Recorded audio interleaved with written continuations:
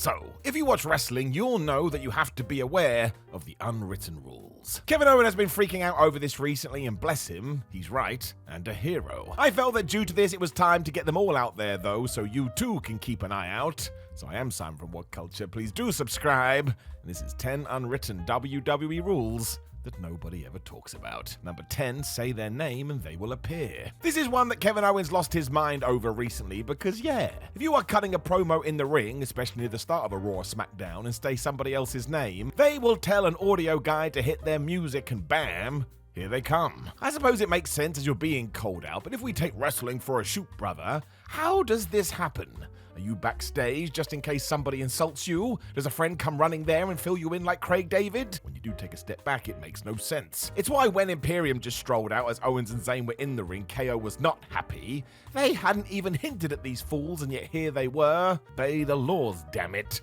Even if we don't discuss it. Number 9, 1 pin breakup per tag. So this is an actual rule that WWE has. You may have heard a referee on SmackDown the other week say, that's your one after a breakup. Because WWE has it down that if you're in a tag team and you help your partner kick out of a pinfall, that's it. If you try and do it again, you will be disqualified. Now, while I'm sure there has been a few times where this has been enforced, the fact I have no recollection of that sums it up. It's just a law that exists in the ether for nerds like you and me to chat about. It's so weird though, because why aren't we talking about this? You think we could tie it into a story or something, but no! It's just sat in Vince McMahon's head, and sometimes he rolls it out. This is truly bizarre. Number 8, wait just off camera. This is one of my favorites because when a non-wrestling fan watches, they notice it right away. If you are cutting a promo backstage and you're super mad, as soon as you're done, whoever you just dissed will walk into the frame and tell you off. Now, unless this is Superman, the only logic is that this individual was literally stood off camera, just waiting for their moment to go, ta-da, here I am. It also means the person doing the insulting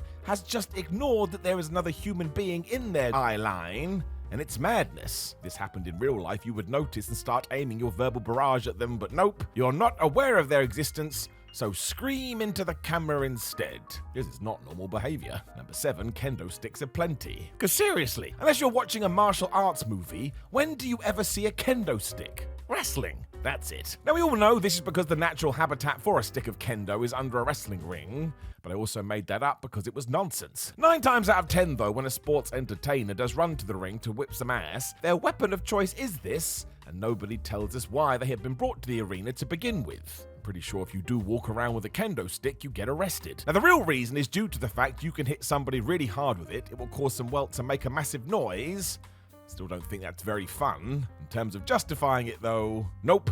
It is utter silliness. Number 6, the one triple threat finish to rule them all. So WWE loves this. If you have 3 wrestlers fighting in one match, a solid bet is that somebody will hit their finisher before getting thrown from the ring as the bad guy steals the cover and gets the win.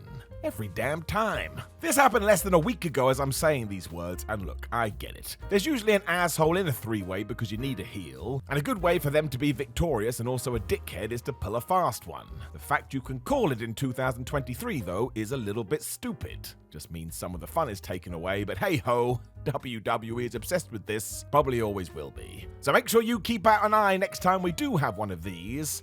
I'm going to bet my hair it happens. As you can't see me, yes, I'm bald. Number 5, contract signing violence. So this would not happen in the real world. If you went to a business meeting ready to sign a contract that would change the future for both companies, you can't tip the table over and start beating up your new partners. It's not going to go down well. It's not the same in WWE, and in fact it's so out of control, the wrestlers even mention it. A lot. Ha ha ha, we may as well scrap now because that's how these things always go, many a top guy has said. And even Adam Pearce freaks out when he has to arrange such a meeting. Well, just don't do it then. But no, we have to. It's why today, if we don't get shenanigans, we all start to talk about it because it's become the way. Does anybody know who the first person to do this was too? And did it cause a big stink at the time? I'm sure I saw it and reacted, but man, I do not remember this now. Must have happened decades ago. Number 4, emotional power moves. We can use the Bloodline story to explain this one because it's happened over and over. And I do want to say this narrative has been one of the best WWE has ever told, but as we saw on SmackDown when Jey Uso took on Austin Theory for the US title, if somebody you care about accidentally hits you, you're dead. Finished, over. Cause yeah, when Jimmy Uso got involved and mistakenly superkicked his brother, Jay was down for so long we were able to watch a brawl between Jimbo and Solo Sikoa before Austin saw the opportunity and pinned Jay. After just one superkick. As noted though, this is down to the fact his own flesh and blood had rocked him, so when on the floor, not only did he have to deal with the physical pain, but there was the emotional pain too. And sure, that's utterly ridiculous, but you can't argue with it. The facts are right there on screen. I do love this one, as it's basically the same as when referees go down. I swear they're made of paper, but don't say I didn't tell you.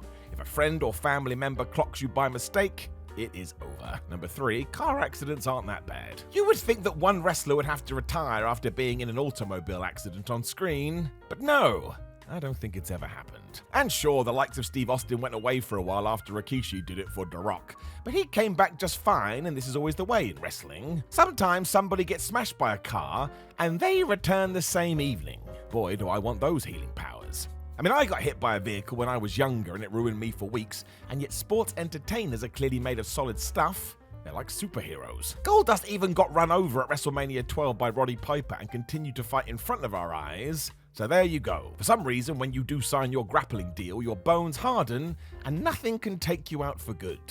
Actually quite nice to know. Number 2, camera people don't exist. Now, if we were doing this list for AEW or even TNA, we'd have to get rid of this one, as they chat about it all the time. The Young Bucks especially love to tell Brandon Cutler to start filming, so they've addressed the production crew in the room, but not WWE.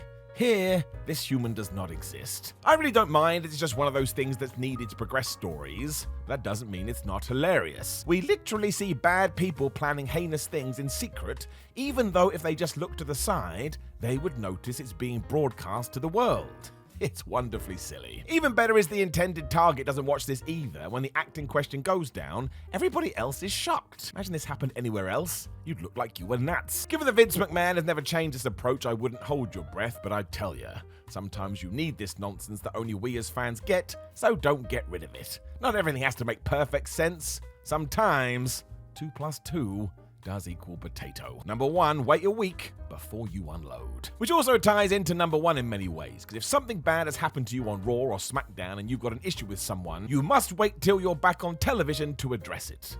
Good. This has been a huge thing with the Bloodline, as they'll have serious issues, but Roman Reigns will only ever talk about it when he has a mic in his hands, even though these problems likely could have been sorted out with a phone call. The TV show Friends is notoriously bad at this too, just to prove it is industry-wide. Go and watch an episode and then relive it with the idea that if Ross and Rachel just talked about their woes, everything would be solved instantly. This has been a weird tangent. It's just an easy way to create drama, however, and introduce cliffhangers, and this does go further than wrestling. Do you remember the episodic television show known as 24? If you actually did follow someone for an entire day, so many of these foibles would never arise. So once again, please don't change this. I love the thought of somebody getting madder and madder because they've had 7 days to stew on it.